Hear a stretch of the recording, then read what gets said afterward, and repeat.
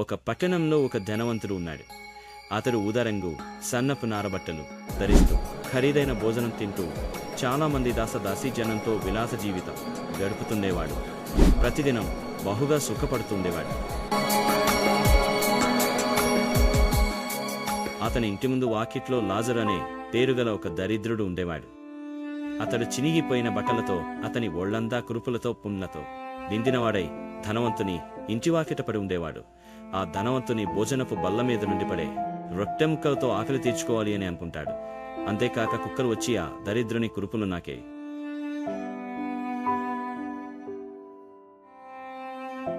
అతను ఈ లోకంలో ఆకలితో, పేదరికంతో, వ్యాధులతో ఎంతో బాధపడ్డాడు.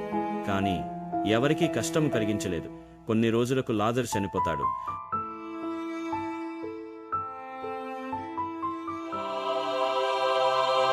అతడు దేవదూత చేత కొనిపోబడి అబ్రాహాము ప్రక్కన ఉంచబడ్డాడు. ఒకరోజు ధనవంతుడు కూడా చనిపోయి పాతి పెట్టబడతాడు. అతడు నరకంలో బాధపడుచుంటాడు. ఆ ధనవంతుడు కన్నులెత్తి దూరం నుండి అబ్రాహాము ప్రక్కన ఆనుకొని ఉన్న లాజరును చూచి, తండ్రివైన అబ్రాహామా, నా యందు కనికరపడి తన వ్రేలికొనను నీళ్లలో ముంచి నా నాలుకను చల్లార్చుటకు లాజరు పంపుము, నేను ఈ అగ్నిజ్వాలలో యాతన పడుచున్నాను అని కేకలు వేసి చెప్పాను.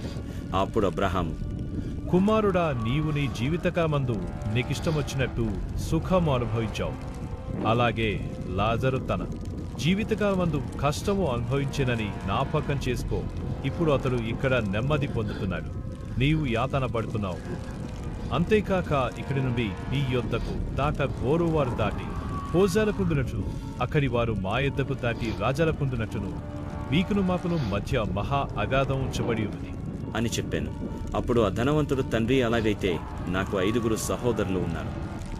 వారు ఈ వేదనకరమైన స్థలమునకు రాకుండా వారికి సాక్ష్యమిచ్చుటకే నా తండ్రి ఇంటికి ఆ లాజరుని పంపవలనని నిన్ను వేడుకొంచున్నానా నేను. అందుకు అబ్రాహాము, వారి యొద్ద మోషేయు ప్రవక్తలను ఉన్నారు, వారి మాటలు వినవలెనని అతనితో చెప్పగా, అతడు, తండ్రివైన అబ్రాహామా, అలాగూనవద్దు. మృతులలో నుండి ఒకడు వారి యొద్దకు వెళ్ళిన ఎడల వారు మారుమనస్సు పొందుదురని చెప్పాను. అందుకతడు మోషేయు ప్రవక్తలను చెప్పిన మాటలు వారు వినని ఎడల మృతులలో నుండి ఒకడు లేచినను వారు నమ్మరని అతనితో చెప్పాను నేను. ఇది కథ కాదు, ఆ కాలంలో జరిగిన ఒక యథార్థ గాథ. ఇది మనకు ఒక పాఠం నేర్పుతుంది. ధనవంతుడు సుఖభోగాలు అనుభవించాడు, కానీ తన ముందు ఉన్న లాజరు పట్ల దయచూపలేదు. తనకు అవకాశం ఉన్నా ఎటువంటి సహాయం చేయలేదు.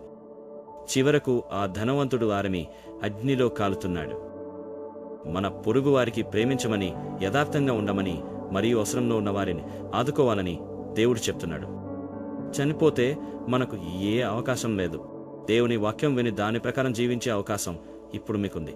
మనం ఇప్పుడు దయగలిగి మన దగ్గర ఉన్న వాటిని అవసరమైన వారికి పంచాలి.